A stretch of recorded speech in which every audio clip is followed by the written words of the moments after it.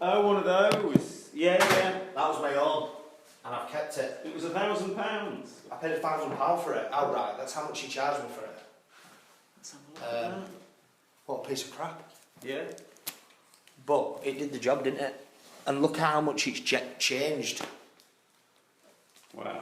Do you understand my meaning? Yeah. And I keep that in my office, just to remind me.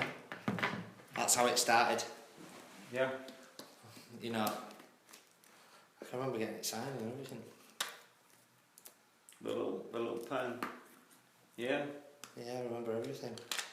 So just more generally, Jordan, why is technology so important to your business? Is technology To your our friend? business? No. Is it your enemy? No. You know, how can technology help you? Our business, we had a meeting yesterday with a big client, huge client, a PLC company. And what we said, they proposed a planning perspective where we cover at certain times and it works. Now technology, what our business will never be is scared of change. You can't be scared of change. Customers change. The way people book appointments change, don't they? The market changes all the time, doesn't it? Not only that, technology changes. Yeah.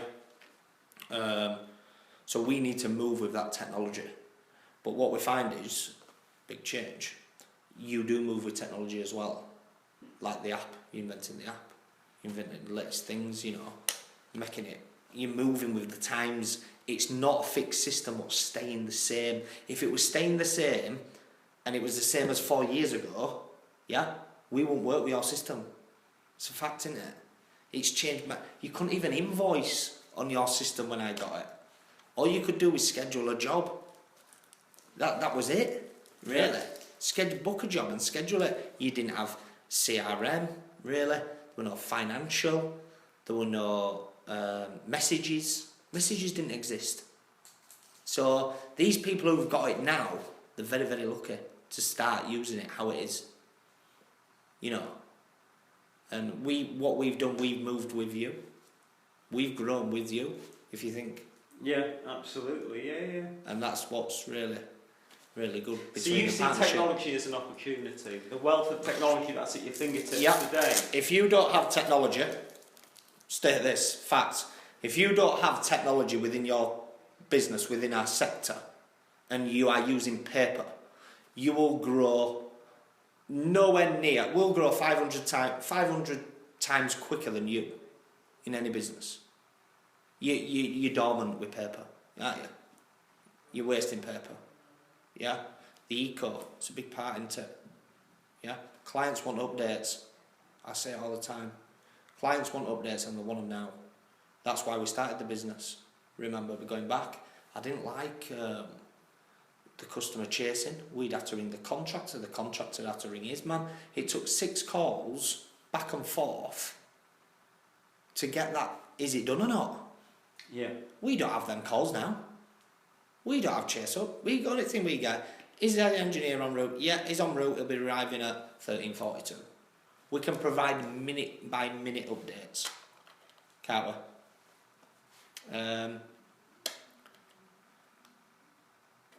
What the system has got the functionality to do, and one of us clients ask us to do it. I'm happy to do it for everyone. It don't matter. We bill minutely. How mad's that? Say that again. We bill minutely. Did you? We do for one client. Really? So if we're there for 1 hour and 4 minutes, we won't charge you an hour and 2 hours or an hour and a quarter, an hour and a half like people do.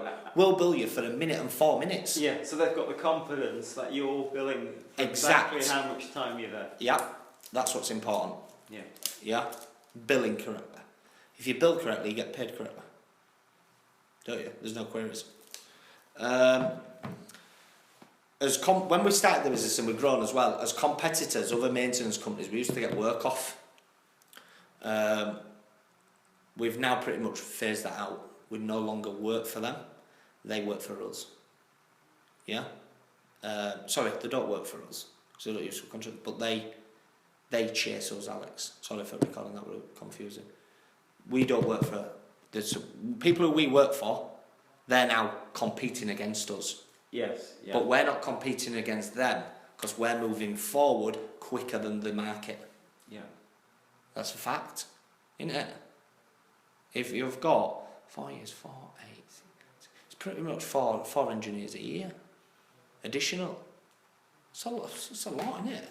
It's a lot of growth, yeah. It is growth, isn't it? But we don't need to state the number of engineers. We can just state the percentage in growth. Yeah. In the turnover in the engineers. What's it enabled us? It's give us 600% growth. It's give us 50% turnover increase every year. Do you know what I mean? Just give you massive. I can give you my turnover so you can work out the percentages. I'm not really. I'll gladly give you that. The volume of jobs we do. You know, the data what we collect. We've got data going back to 2012 when we started with technology. If somebody rings up and asks me a query, I've got photos, I've got job details if we've been on a job since 2012. So you can go back. And we'll have that for the next 25 years. Yeah. I know what you mean. It lets you go back in time and, Yeah. and to pinpoint. Yeah.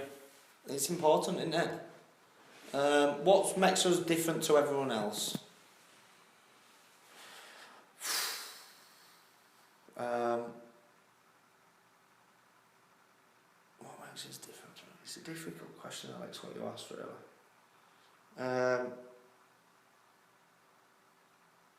I think it's his attitude to go the extra mile. And we adapt to suit every client. We don't just adapt for one, we adapt to suit every single client. Yeah. And all my customers will all know me and meet me and speak to me. Even though I'm managing director and the business has grown. Say we've got 16 engineers, we employ 30 people as a business. We're now, so you can say it as 16 engineers, but that enables us to employ 30 because we've got the back office, we've got the weekend, we've got the evening, we've got the accounts, we've got the HR. Do you understand my meaning? We employ 30 people, Alex. Local people, yeah. Local people in Yorkshire and North East. Different, not local people because it's North East. As well. Now the Midlands, that's going to open 15 engineers. That's going to open another 10 planners. It's the failure cannot be seen. How mad is that? I can't see the failure. But at the same time, for you as the owner, and for you as the sort of MD, the system, it's giving you high level information, isn't it? It does, yeah, and I can access it from anywhere in the world. I've got it on my home. I've got it on my screen at home. Yeah. You know, it's very sad, but I walk in my kitchen, I've got my teller, and I've got a sub-teller with the schedule on. See, so even at night... So I walk in my house and I see that. Yeah. Do you know what I mean? So you know exactly what's happening. Yeah. That's important. And we are a 24-hour business. That's what makes us different. We are 24 hours, and when we say we deliver. Yeah? We had engineers out till 2, 3 o'clock, if you look there. Just that on that one screen last night. Yeah. Yeah. Just back to your fish and chips story, you said there was some stories that I wouldn't believe. Are there any other extreme lengths you've gone to get this business off the ground? Where you've worked round the clock, you know... So where it is, there's a story online about me. Doesn't state who I am. I'll show you it. I fixed a water supply for 400 people. Yeah? And we didn't sleep for 3 days. 3 of us. 2 engineers and myself. Yeah. We slept on the job. For health and safety, we've got to be careful how we word it though.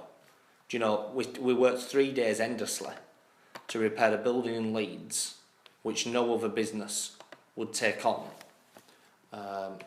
And it was me what did it. That was for a property management company.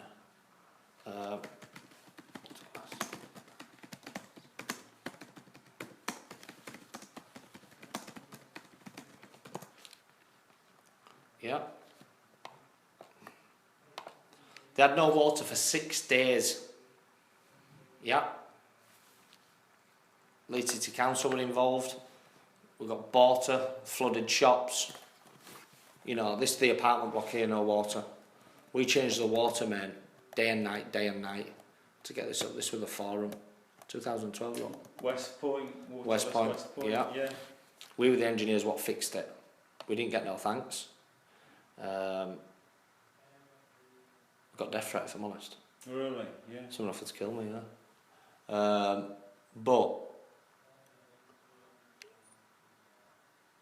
yeah, we're on BBC. We're everywhere. We had to. They called us in 353 apartments in Leeds. Wow.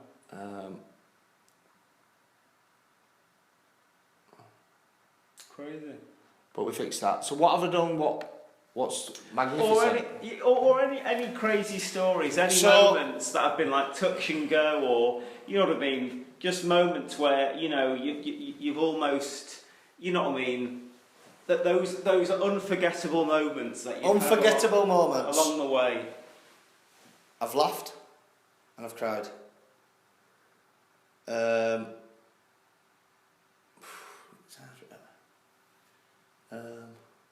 I've lost my family because of it. On a personal note. I don't have my children anymore, so I have them every other week. Do you want anything from that side? No thanks. I lost my partner from it because of the drive and the determination what I've got for the business, which sad really, isn't it? But without that, we wouldn't have what we've got today. Want these people? If I wouldn't have put the effort in what I have, this business wouldn't have got to where it is today, and that's what's important. So there's an element of personal sacrifice. Yeah, 100%. To get to your goal. Personal sacrifice. I've lost friends. I lost football. Good footballer. Yeah. Yeah. Yeah, I've lost quite a lot, really, and gained very little. Personally. Financially, I've gained, but my life, you can have as much money as you want, Alex, can't you? You can have millions, you can have, a $250,000 in bank. When, is it all worth it in the end? We don't get bidded with it, do we? So family life, yeah, there's been circumstances. I slept in the company vehicle. How much that? Slept in the company van. Because we didn't have no costs for the digs. So I slept in the vehicle and went and did myself because we couldn't afford, yeah. Because we didn't have the payments in time, delayed payments. Cost us for me to do stuff like that.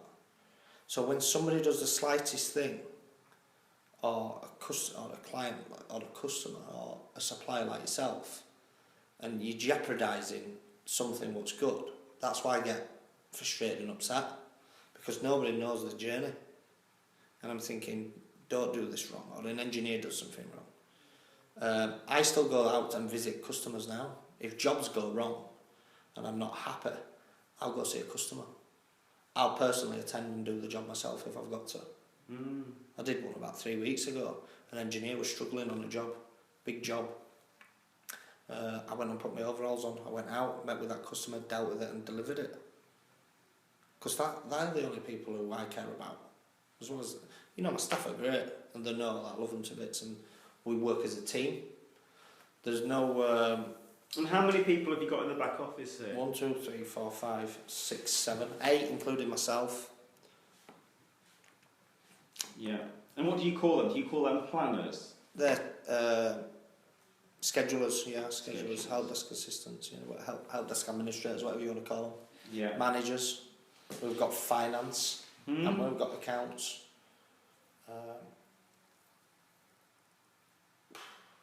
We've now got lawyers. Yeah, sure. External. We've now got business lawyers, which is it's just madness, really. If you think about it, companies have grown massive, far bigger than me, 100 times bigger than me. But for what I've achieved, this year is probably the year what I've realised I've done all right. So for you, it's a huge personal achievement. Yeah, It means huge. the world to you. Yeah, huge what I've delivered. I've offered people, I've given 30 people jobs in the last year. I've given 30 people salaries as my business. But what they've given to us is growth. Yes. So I'd like to thank everyone who's worked for us, good and bad, because they've all made their input. If they were bad engineers, it's made our business change the way we do things to stop this bad or performance dropping again. You've got to have the bad to get the good. Yes, yeah, for sure. You know. But also, your story is an interesting one because, like you said, you left school when you were 14. 14, yeah. I was asked to go to work on a workplace learning. I was the first pupil to do it in Leeds. Yeah. And what they decided was I'd do Maths, English and IT, GCSE, 2 days a week in school. It wasn't that I was academic. I didn't have the concentration because I knew what I wanted to do from being a young lad. I always wanted to be an heating engineer because my uncle was one. Right. Yeah. Always.